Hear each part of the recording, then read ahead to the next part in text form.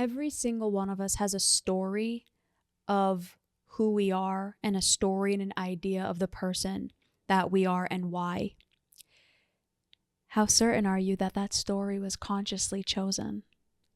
As someone who has been fascinated about psychology and body art and piercings and what that actually means about us, I'm so excited to share some of the findings that are just now starting to come out. Hey everybody, it's Bianca. Welcome back, Evolvers. It's Emilia, and today we are super excited to share this episode and some of the findings that are now finally starting to come out about body art, the psychology around it, piercings, what it really says about you, and to really bring forward that science so that we all can become more conscious of our decision making and the implications. And trust me, there are plenty of individuals who will click on this and be like, meh, next. I don't know if you guys will speak about this because I don't know if you guys have ever been through this. And that's just not true. Bianca will share in this episode her experiences with that. I am someone who has multiple piercings and have done a lot of contemplation and a lot of work with individuals around this topic. And what I hope that every listener walks away with, scrolls away, clicks away with in this episode is just an invitation to contemplate what your conscious or unconscious thoughts and decisions can say about you, regardless of where you are in your journey. So, Bianca, I want to share why this episode came into the fold. It's kind of a mini conversations, but we were, I was on the phone with someone and they were asking me like, so what are your thoughts on tattoos? And whenever someone's asking me that, I can tell they're trying to flesh out like, am I safe with you to explore what I'm considering? And so I clocked that. I'm like, honestly, I think that tattoos can be an incredible form of self-expression. And I am someone who understands a lot of the histories around it. And I understand it at a deep level that probably you're ready for having a conversation around this. And what I find to be really awesome is when someone goes into their own contemplation of whether or not they want to make a short-term decision for a long-term consequence or impact, right? For example, body art is a great example of that. When you go and you place something on your skin, it has a long-term implication. So it's a short-term decision and that will last with you for life. And I know this because I am someone who has gotten piercings and who has contemplated myself getting tattoos and finding out, what is the most timeless piece that I would ever want to place upon my body. And I've been someone who's also studied ancient and tribal cultures and tribes and whatnot, and how body art goes way beyond just self-expression. It is ancestral. It is in the flesh, the stories and the legends of certain families and generations. And so I kind of brought that into, the different Maori culture and specific tattoos and all that happy jazz. But anyways, we got onto this topic and this person started sharing with me how they're considering this piece of art that really represents them. And this person just so happens to be in their mid-20s, which from a psychology standpoint is very much an exploratory developmental component of one's journey. And so when we really start to look at the psychology of body art and piercings, I didn't want to sway this person one way or another because that's just out of integrity for me. However, what I really wanted to share with them was like encouraging them to go on their own quest of understanding about body arts, about self-expression, about piercings, because I've also had a lot of people in my personal life say like, I just wanted this because it made me feel happy. Now, what happens when you make a choice that is for temporary dopamine and it has a long-term implication that has a big impact on how the perception of others on you? And a lot of people want to say like, I don't care about what people think about me. Like, I don't care if they treat me. But the truth of the reality is that your decisions end up becoming the aura of perception that people will have of you. And whether you choose to have body art or not is not the concern. What my concern in this specific episode is the research that now is presenting itself finally, which, let's be real, we've as people who are interested in psychology have always kind of known, where it's not just about self-expression. It's actually far more along the lines of whether or not you're aware of it.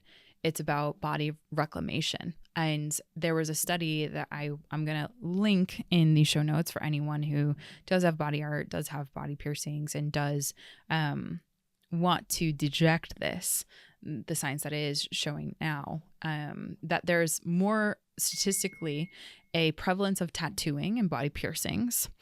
This study was done in 2020, and I believe subsequent one was in 2023 and ongoing.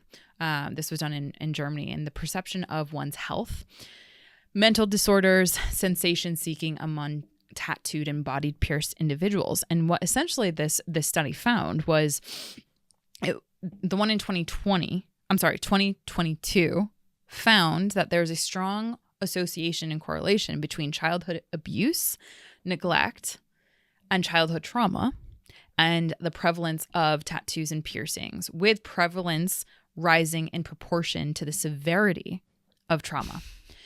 So what does that actually freaking mean? How do we translate this science and this research?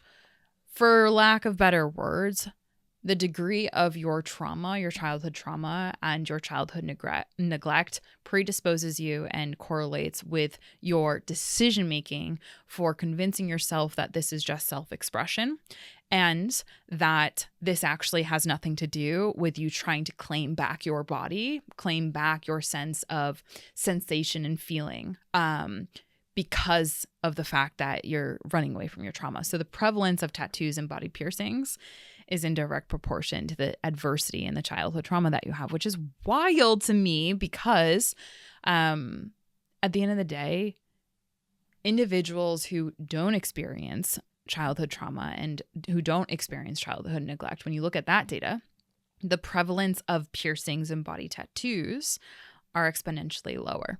And so just looking at that sample set, and there's some other studies in 2011 that continue to show that there is some real implications of this, because what happens, like I said, when you make a short-term decision out of the unconscious awareness of how your body, you're trying to reclaim your body, go to sensation-seeking behaviors, right? That's why a lot of people have said, well, when you do get one tattoo, you're going to want to get multiple because, I don't know, you just like the feeling. That's literally the sensation-seeking behavior that this study is showing. So Bianca, as someone who has many piercings, I will say that I have literally experienced this in real time. I wanted to tell myself a story. It wasn't what this study is literally pointing in the face, but it definitely was a way in which, on the surface, was to regain my sense of control because I thought it was cool. I thought it would look good. Like, for example, I had my belly button pierced. I had my nose pierced. I actually pierced my nose myself. I pierced also my ears, and I got those done when I was really young, and then subsequently got more piercings. And we can go into that. But I also know I currently don't have any tattoos, and I have struggled with wanting one, but not wanting to do it. That future me will regret, because I want it to have meaning far beyond what my unconscious, unprocessed childhood trauma is essentially having me to. So I'm going to pass the mic over to you, and I'm going to have you share with our listeners what the your reason experience I'm has been. laughing throughout this entire thing is because that study might as well have been written about you and I, and me in particular, which is really funny. Oh, the story I told myself when I was in my early 20s was I wanted to be covered shoulder to toe in tattoos. Obviously, I did not want my head covered. I would never get a neck tattoo. But the story I told myself was I am a confident badass, and badass women are fully covered in tattoos. And I, from a very young age, without going super deep into the story, I rebelled against my family from as early as I can remember. I never felt a sense of autonomy. I never felt like my body and my life was my own. And now, in hindsight, reflecting back, one of the ways in which I really rebelled against them was getting tattoos. And I thought that it was because I wanted it. I thought that I was making my own conscious decisions about why I was doing what I was doing.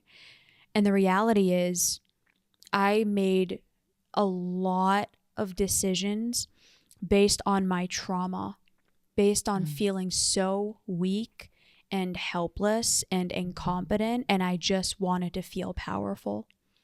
And I wanted to feel strong. And I wanted to feel capable. And that the tattoos that I got are very indicative of that. So I'm actually in the process now of getting my tattoos removed. I spent a couple $1,000s on my tattoos, and it's probably going to cost me upwards of $15,000 to get them removed. Holy shit. Shoot. Yeah. Yep. Wow. Yep. I'm in the process of getting one of them that's on my forearm removed right now. It was the first tattoo that I got. And by the end of it, it cost me $200 to get it. It's going to cost me $2,000 to get it removed, because it's about 6 to 8 sessions. I talked the woman down on the price, thankfully, but in the end, it's going to cost me about $2,000 to get it removed, because at 18 years old, I thought I knew who I was, and I had rebelled against my parents and my family and my culture so badly that I sincerely believed that I was making a rational decision. And now in my 30s, it's something that I deeply regret. Hi, my name is Kayleigh Putnam. I just wanted to come on here and talk about my experience with the Evolve team. Every single day, I learn new skills, not only my position, but also how to become the best and most aligned version of myself. I've learned through their support that I can achieve any goal I set my mind to, and anything that I want to happen will happen if I work hard enough. I've never met a group of more supportive and genuine people than at Evolve. Every single day, members check in on other members, asking if they're okay, what they can do to help, and it's such a caring environment. And I'm so grateful I got the opportunity to work with this team, because I feel like they've truly given me what I need to be successful in my future careers, and I'm so grateful for that. I actually just did a YouTube video on this. It's going to, for anyone who's listening to this is going to be coming out on the 23rd. I released it on the 11th. It's about regret and the power of regret.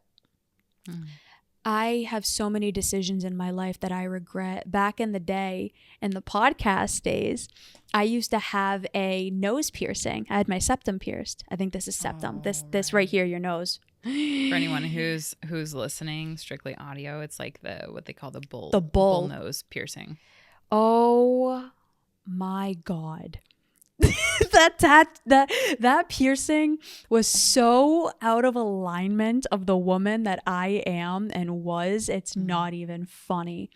But again, I thought I knew who I was. I thought I was making rational decisions. And the reality is, if I'm being honest, I didn't start really making rational decisions until my late 20s, because I had finally really started healing from the trauma that I had suffered during my childhood and adolescence, to where I could finally make true self grounded, rational decisions. We are not here to shame, blame, guilt, or criticize anyone who has tattoos and piercings. We are not here to say, what you should and should not do. But what we are saying is, so many of us have a story of who we are. We have a story of who we think we are. And it's really hard to know how true that is, because so few of us ever actually do the deep inner work to know whether or not that is true self, or whether that's a protector part that is running our lives. For me in particular, it was a protector part. It was the part of me that felt so weak and insecure and incompetent and unwanted that I wanted to stick out. I wanted to be significant. I wanted to be seen and to be chosen. And I thought tattoos and piercings and botching my hair and doing all of these things would get me that. And that version of me needed so much help, and she was crying for help, and nobody was able to hear it because no one in her life was capable of it. And now, thankfully, I'm becoming the kind of woman that could have helped her.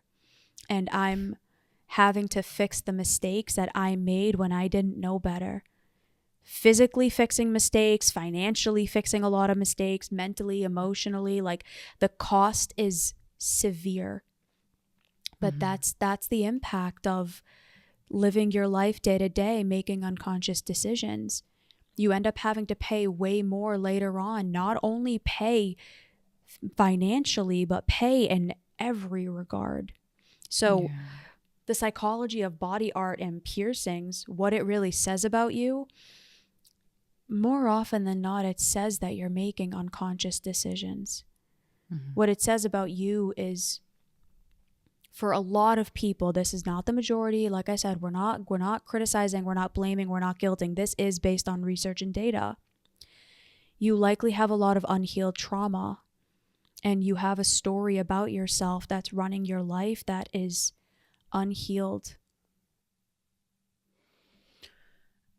The last thing that I want to say on this is I've unfortunately, or fortunately, depending on how you want to look at this, my research has brought me to do a lot of understanding and deep dive into dark psychology and predatory behavior and like childhood molestation and whatnot, and trying to understand the inverse psychology of someone who is a predator. And I can't get out of my mind this component of when you have specific body art and body piercings. There is a study, I'm not recalling the study, but I remember there was another interview that was done with predators and how predators pick, quote unquote, their prey, if you will.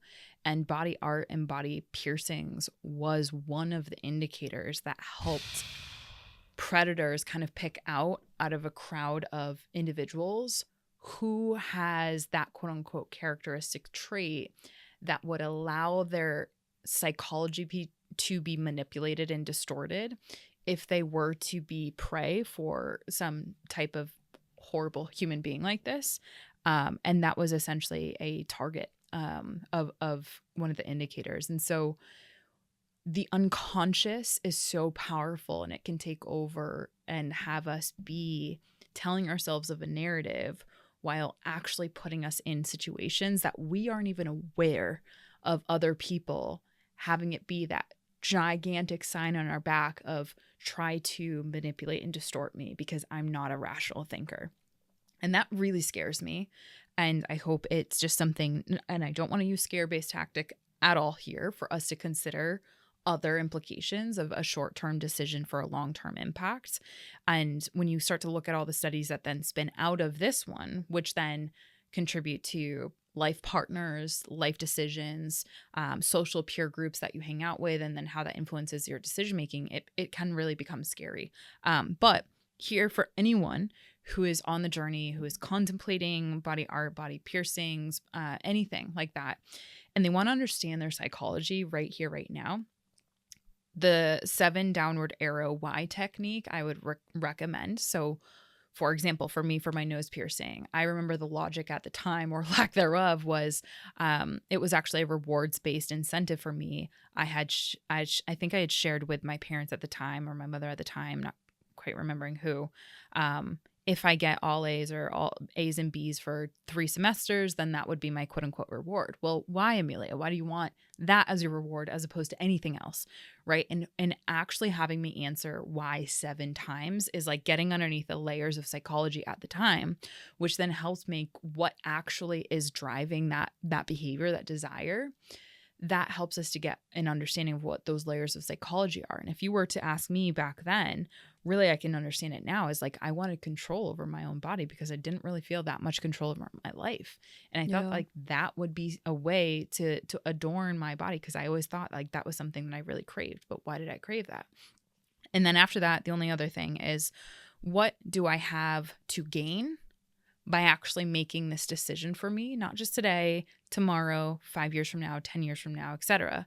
And also, what do I have to lose if I do make this decision? What stands in the way of future decisions being made? So when you look at it from a cost benefit and then you understand the different whys, that can help you understand what your current level of psychology is and where your rational decision making really does therein. I wish I had someone to kind of like understand it at that level so that I could make a more rational decision. And the only thing that I would say for anyone who's maybe up in the air, wait. Delaying the gratification or delaying the impulsive decision is always going to help you not have regret long term. I'm not saying there's anything wrong with regret, but it's something worth considering. Okay. In closing, I support you, your decision, your body, your choice, and it is worth considering. So in closing, my episode suggestion, if this one resonated with you, take a look not only at that linked research study, but then feel free to go down the research rabbit hole. 433, why you need to understand your trauma imprint and how it impacts you. Bianca? 415, are you ignoring the dope dress principle? All right, everybody. We hope this was insightful for you. We hope you learn from our mistakes. And we'll see you next time. Bye, everybody. Bye, everyone.